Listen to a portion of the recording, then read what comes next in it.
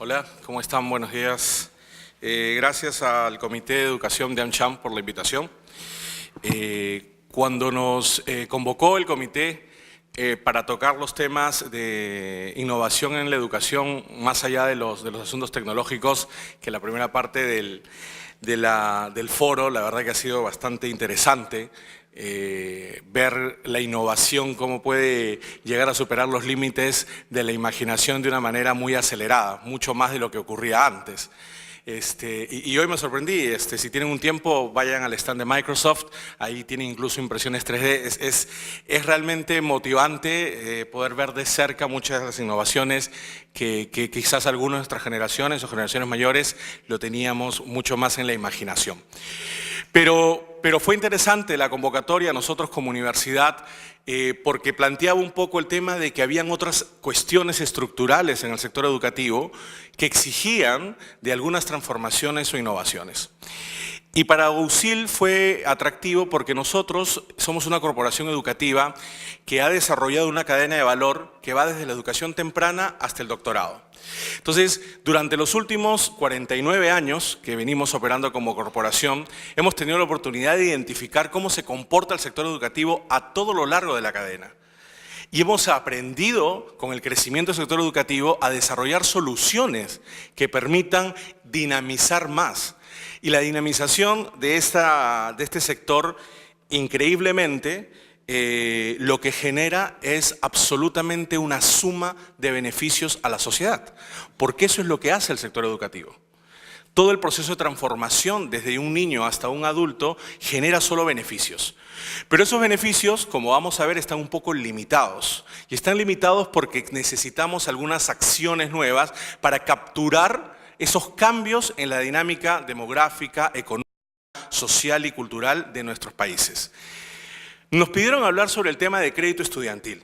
Y la verdad, mientras revisamos la información, algunas estadísticas que teníamos como universidad, etcétera, teníamos dos caminos. Un camino era plantear un poco y mostrar cómo están los temas de crédito estudiantil en el mundo, quizás la crisis que hoy existe sobre los créditos estudiantiles en los Estados Unidos, que está superando en algunos casos la morosidad en el repago de estos créditos, supera la morosidad en tarjetas de crédito de Estados Unidos y es la segunda después de la morosidad del pago de las hipotecas. O sea, podríamos haber mostrado un panorama que ponía la situación en un contexto un poco más complejo. Pero cuando vas más allá te das cuenta que todas estas soluciones de crédito y que hoy atraviesan un proceso difícil se dan en economías desarrolladas. Pero las economías en desarrollo o economías emergentes como las nuestras, más bien tienen un panorama de oportunidad.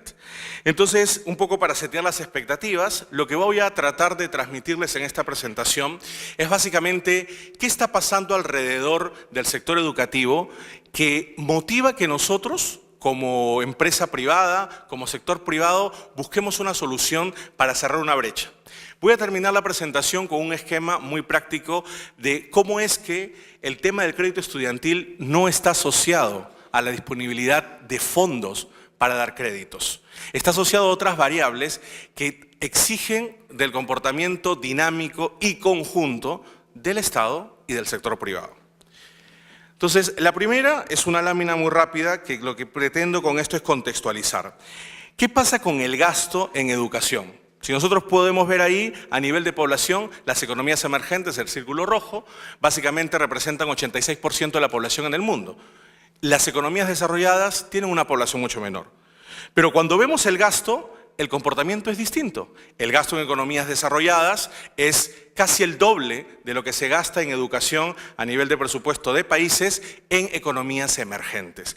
Y si aterrizamos eso al gasto por estudiante, el drama parece un poco más grande, porque evidentemente llega hasta ser 10 veces más el gasto por estudiante en economías desarrolladas que economías emergentes. Pero ahí hay un efecto que no podemos perder de vista, que es el efecto de la demografía, de la población, de la cantidad de gente sobre la cual se distribuye ese presupuesto. Como bien planteó Mariuska Chocobar, el Estado tiene un presupuesto para poder desarrollar su estrategia de créditos y becas, pero como en toda economía, el Estado tiene un presupuesto limitado. Por eso es que es necesario la complementariedad del sector privado. Por otro lado, en la siguiente gráfica vemos básicamente cómo ha evolucionado el gasto de gobierno en educación. Y si bien es cierto, la línea azul te muestra claramente que el gasto en educación del Estado en las economías emergentes ha crecido muchísimo, también es cierto que no llega a los niveles aún de gasto por estudiante suficientes como para poder tener una estrategia mejor.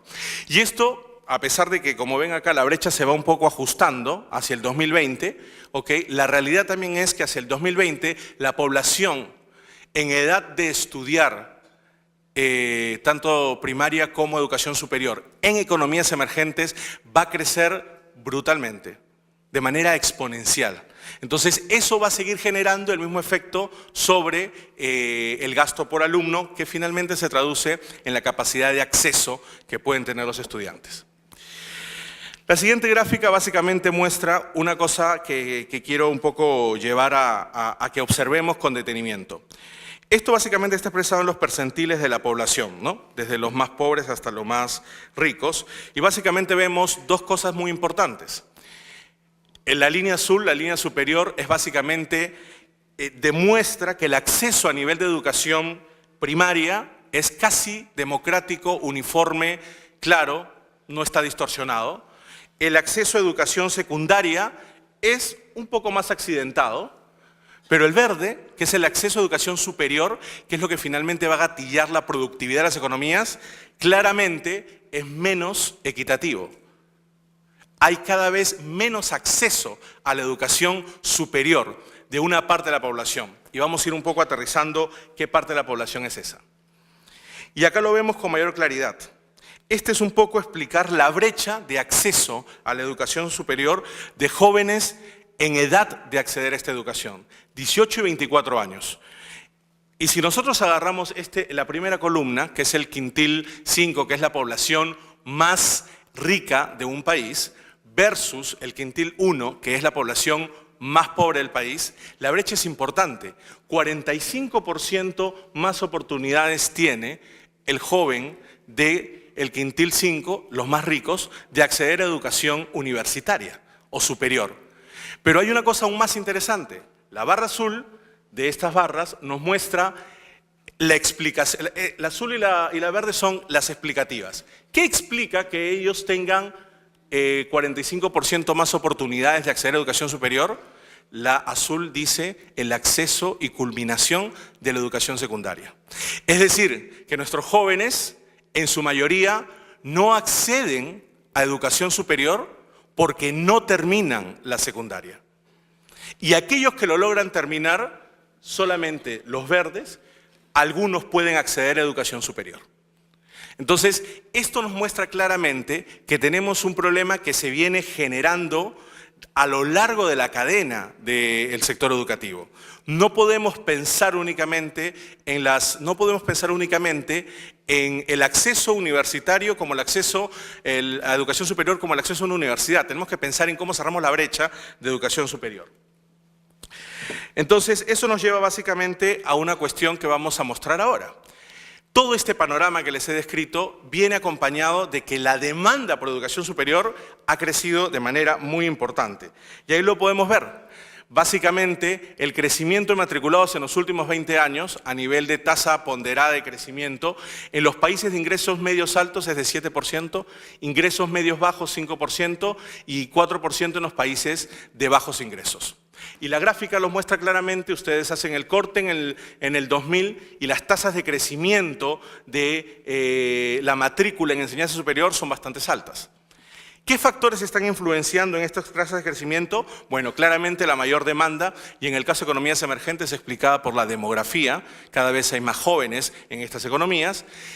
Estas economías emergentes, en alguna parte de su población, la clase media emergente, ha generado más riqueza, más ingreso disponible, y cuando existe más ingreso disponible, normalmente el gasto se dirige inmediatamente a dos componentes, salud y educación. Entonces, esto también gatilla este nivel de crecimiento. Políticas estables más propicias y sentido de responsabilidad social o equidad social. Aquí está el Estado y aquí está un poco el rol del sector privado. Entonces, existe una dinámica de mayor demanda y existen algunas condiciones para seguir en eso. Pero cuando nosotros analizamos un poco cómo se comporta la población en máximo de edades por niveles de estudios en América Latina, nos damos cuenta que el grueso ¿dónde está? El grueso está en la población que tiene primaria terminada, secundaria incompleta o secundaria completa. Aquí está el grueso de población. La población que accede a educación superior completa o incompleta es muy reducida. Eso básicamente nos explica tres cosas. 34% ha empezado la educación secundaria, pero no la ha finalizado. 23% de la población con inicio de educación superior y solo 16% no ha terminado la educación superior. Entonces, esto nos da pie para plantear una cuestión aún más dramática, que es, ok, toda la población tiene ese comportamiento, pero ¿qué pasa con aquella que va a convertirse en la PEA de las economías y que básicamente va a permitir generar impactos de productividad en nuestras economías, que son los jóvenes?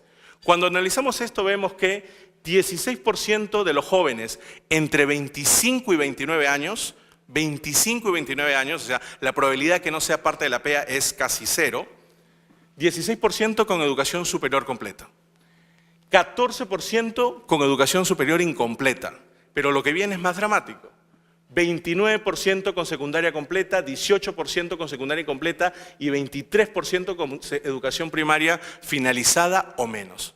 En otras palabras, 70% de nuestros jóvenes no está suficientemente calificado para poder entrar a la PEA y generar mayor productividad.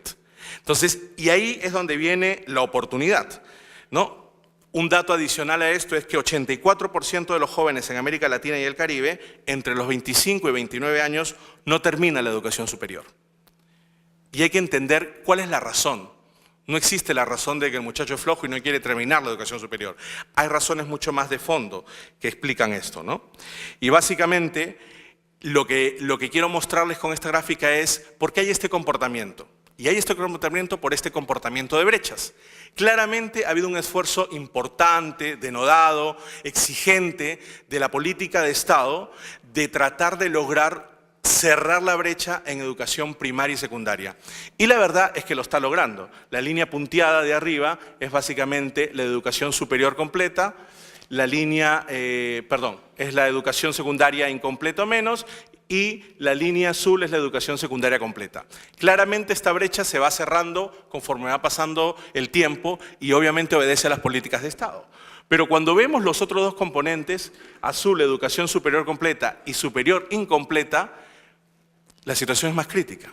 Va a llegar un punto aparentemente en el cual el nivel de población que tiene superior incompleta va a superar a la que tiene superior completa, por la dinámica que les he mostrado anteriormente. Entonces, ¿qué está pasando frente a esto? ¿Cómo es que esto de las brechas entre que tienen educación superior y no tienen, los jóvenes que no han terminado la secundaria, etcétera, se traslada a la productividad del país y se vincula a la situación de la necesidad de un crédito estudiantil? Bueno, básicamente la relación con el mercado laboral. El IFC del Banco Mundial desarrolló una encuesta a 163 CEOs del mundo para un poco entender qué estaba pasando, cómo veían ellos la dinámica entre el sector educativo y el sector empresarial. ¿Y qué estaba pasando ahí, si había entendimiento o no? Y yo decidí tomar dos gráficos que me parecen grafican claramente la situación que enfrentamos, que es la siguiente. El primero, básicamente, es el porcentaje de respuestas que existen sobre si ellos consideran que los colaboradores actuales y nuevos están adecuadamente preparados. Y acá viene la brecha que existe entre la percepción del sector privado, que es que captura a nuestros jóvenes y alumnos, y lo que las universidades o instituciones de educación superior en general hacen.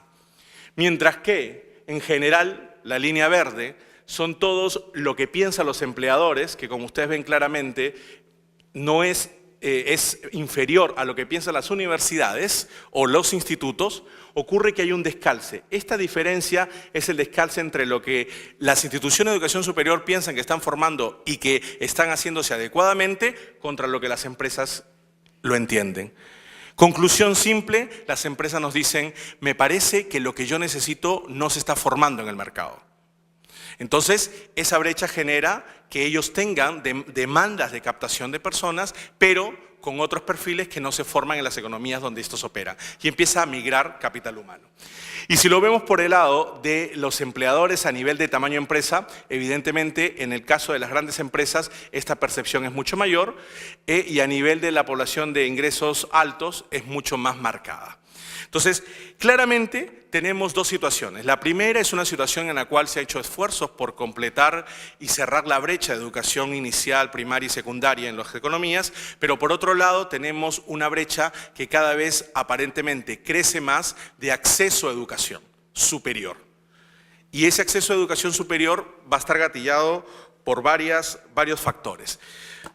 ¿Qué es lo que debemos lograr acá? ¿O cuál es el planteo? ¿Por qué les he traído a todo esto para hablar de crédito estudiantil? Porque en un modelo de crédito estudiantil no puede ser pensado desde una óptica de fondeo únicamente. Tiene que ser pensado en términos de la capacidad que va a tener ese alumno para el repago. Y la capacidad de ese alumno para el repago está estrictamente asociada a su ingreso disponible. Si el alumno futuro egresado no tiene ingreso disponible, la capacidad de repago se va a reducir. Pero el ingreso disponible está asociado a su estrategia de empleabilidad. Entonces, si nosotros no logramos que nuestros jóvenes puedan acceder a educación de calidad, pero además tener una estrategia de empleabilidad que les permita generar el ingreso disponible para repagar esos créditos, toda la estrategia de crédito estudiantil va a quedar demasiado blanda, puede caerse con mucha facilidad. Las razones por las que no se genera acceso a la educación son básicamente económicas. La razón principal por la que un joven no accede a educación superior de calidad es estrictamente económica. Y lo hablaba la gente por Pronavec. Y quiero tocar un ejemplo que son el caso de los colegios de alto rendimiento. Como bien planteó Marushka, estos jóvenes, que son muy talentosos, no son jóvenes de extrema pobreza o pobreza.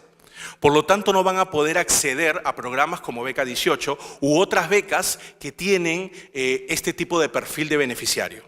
Pero tampoco son lo suficientemente ricos como para acceder a educación de calidad, porque evidentemente el ingreso promedio familiar no les permitiría pagar a una universidad en el Perú, por ejemplo, 500, 600 dólares. Es evidente eso. Ese grueso de población que no puede acceder a educación de calidad superior tiene dos opciones. O no estudia y se pone a trabajar e incrementa esa estadística sobre jóvenes que no tienen educación superior, o decide acceder a una educación superior un poco más a su alcance desde el punto de vista económico, pero no de una calidad tal que le permita un ingreso disponible, desarrollo y crecimiento personal y familiar como se esperaba. Normalmente, esta definición que les acabo de hacer la concentra la clase media emergente. Y es esa franja de población que necesita acceso a educación de calidad, pero no por satisfacción personal o familiar, sino porque nosotros como país y economía necesitamos que nuestra PEA sea cada vez más fuerte, atractiva, dinámica y que se incremente la productividad. Y aunque querramos o no, la única forma o un vehículo de incremento de productividad en las economías es la generación de conocimiento y de conocimiento de alta calidad. Entonces, el crédito estudiantil lo que debe lograr es resolver el problema de brechas que tenemos de acceso a educación superior, pero a través de una estrategia de acceso de calidad y de generación de una estrategia de empleabilidad. Les quiero mostrar rápidamente,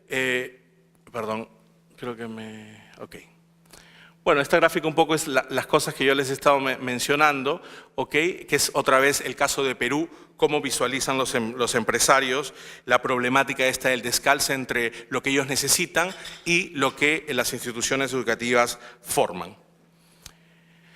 Les quiero mostrar ahora básicamente tres modelos que hoy existen de financiamiento, dos y uno que es una iniciativa que creo que debería fomentarse y en general toda la transformación digital va a llevar de alguna manera a que este tipo de plataformas generen espacios para financiamiento de estudiantes. Pero vamos a abrir rápidamente y la primera es básicamente el financiamiento de capital humano.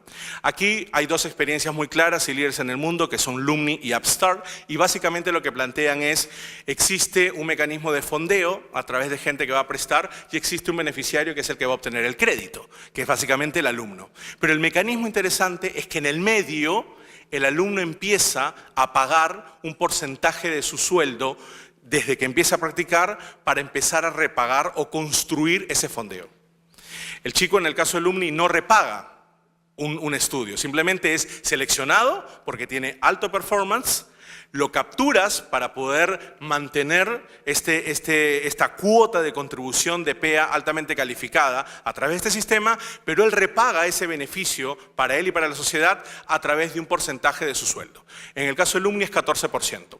Este es un mecanismo, digamos, especial de financiamiento de crédito estudiantil. ¿Cuál es el no problema? Pero ¿cuál es la limitación? Que como los fondeos para el Estado, esto tiene un límite, porque evidentemente no pueden tener la capacidad de capturar todo el talento sin un esquema de sostenibilidad financiera de este tipo de vehículos.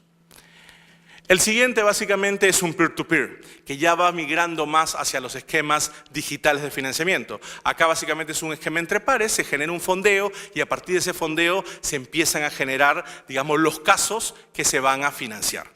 Estos tienen tasas de interés entre 5 y 20%, dependiendo de la economía, dependiendo del tipo de estudios que se van a hacer, si son técnicos universitarios, dependiendo del perfil de riesgo, entre otras. Seguimos enfrentando un tema de capacidad, básicamente por la estrategia de fondeo. Y la tercera es el crowdfunding, y esta es de lo cual les hablaba yo, que de alguna manera en los próximos años, no diría 10, ni siquiera 5, probablemente en 2 o 3, va a ser un mecanismo que va a permitir, a través de un fondeo múltiple, que se generen, valga la redundancia, fondos a los cuales los chicos puedan acceder y financiarse en la educación. Y va a estar mucho más aplicado a educación más bien continua o educación muy específica, más que una educación de pregrado o de pregrado universitario o técnica, que es mucho más extendida en el tiempo, ¿no? Pero, ¿qué cosa se ha hecho en el Perú? Que es lo más importante. Y ahí me gustaría mostrar un ejemplo in-house, que es el de la universidad. Y probablemente esto muy poco de ustedes lo deban saber, pero me pareció importante mostrarlo porque es un poco el precedente de lo que viene hacia adelante desde la Corporación San Ignacio de Loyola. Nosotros, hace aproximadamente unos 4 años, un poco más, decidimos desarrollar una estrategia financiera junto con el Banco Interamericano de Desarrollo y, entre otras cosas, esa estrategia definía la necesidad de nuestro lado de plantearle al banco un fondo de garantías. Le dijimos, mira, hoy tenemos una clase media emergente muy grande, nuestra universidad tiene estrategia de ese tipo, porque nosotros filosóficamente como corporación pensamos que donde tenemos que apuntalar nuestro esquema educativo es en la clase media, porque es el futuro del país, es lo que va a generar productividad en el futuro, etc. Dicho esto, nosotros creemos que si les generamos un mecanismo a estos jóvenes que les permita acceder a educación de calidad como la que nosotros brindamos, sin tener la presión de tener que pagar al mes siguiente la cuota y la presión psicológica sobre sus padres, etc., ese talento puede capitalizarse mucho más. Entonces te proponemos un fondo de garantías, bajo un enfoque que no es un enfoque que nosotros decidimos arbitrariamente, es un enfoque que fuimos estudiando de Harvard University que se llama Share Value, valor compartido.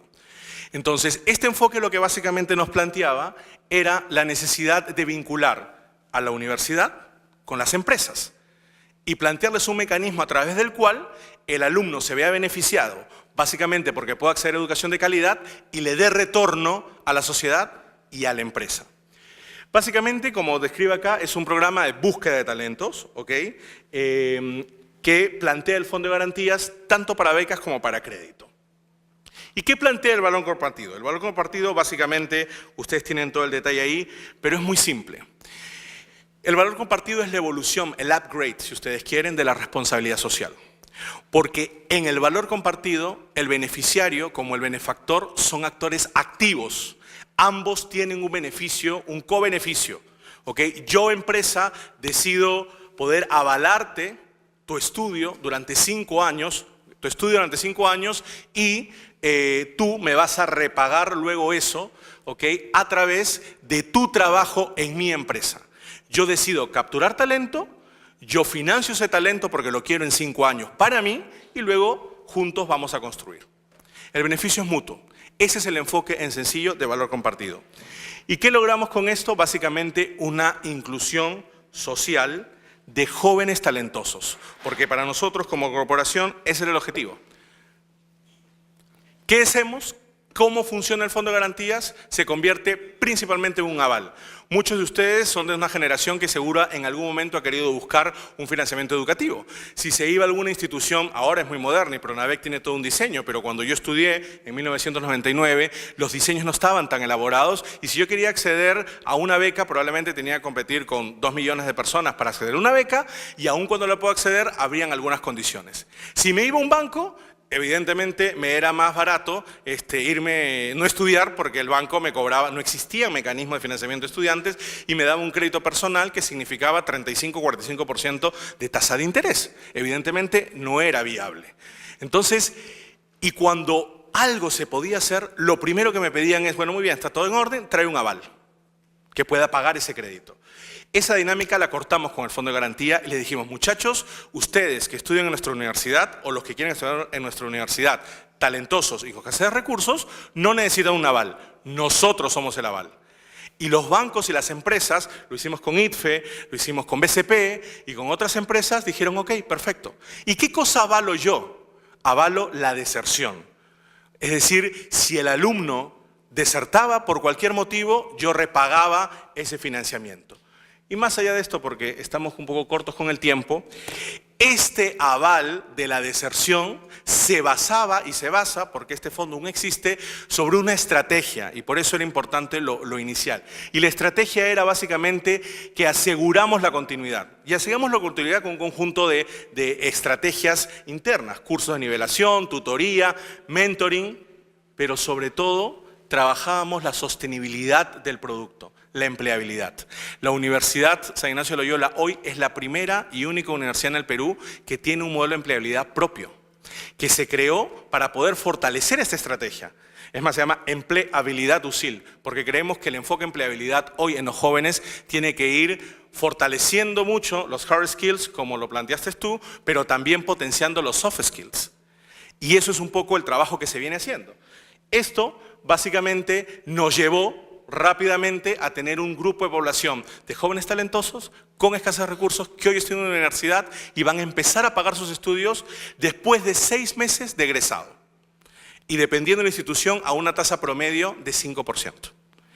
Es decir, con esto probamos que efectivamente el modelo funciona. Muy bien, y básicamente con esto termino, los tiempos están bastante apretados, básicamente decidí plantear de manera muy rápida 4 elementos que un vehículo de crédito estudiantil debe tener. ¿Okay? Otra vez, el concepto importante no es un tema de fondeo. Hay un conjunto de estrategias mucho más importantes para que un esquema de crédito estudiantil funcione.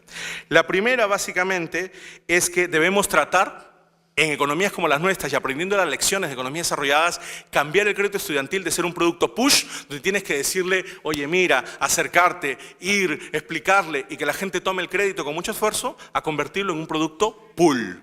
Es decir, que el diseño del crédito estudiantil del vehículo es tan atractivo que lo que hace es que ese joven de clase media emergente compita por entrar y acceda al crédito. Ese es el tema, porque hoy le dices al chico crédito estudiantil y el chico está corriendo 5 metros porque piensa que le vas a sacar el ojo y que va a hipotecarse 10 años de su vida profesional. Hay que decirle, no, tranquilo, accede al crédito estudiantil porque te vas a hipotecar 3 años a una tasa de 5% y te voy a dar todos estos beneficios adicionales.